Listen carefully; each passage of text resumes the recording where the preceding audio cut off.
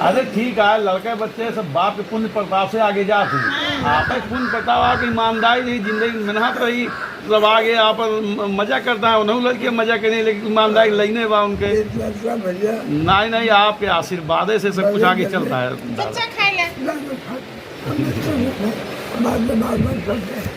अच्छा बुलावा ना बहुत। ये हमारे गांव दादाजी हैं, हम लोग बहुत मानते हैं। और देखिए हमारे घर आए हैं मिलने, हमें बहुत अच्छा लगा भैया। हम तो जा नहीं पाते मिलने के से, इसलिए बड़ा दुख की बात है। बाकी ये देखो मेरे चाचा जी, हम लोग बहुत प्यार करते हैं, बहुत मानते हैं। और बेचारे आए हम लोग मिलने, ले चाय वाय है, कुछ खा पी नहीं रहे हैं। खैर वो ठीक है, वो डॉक्टर मना भी किया होगा, वो भी कुछ बात होगी। अच्छा भाई, ठीक।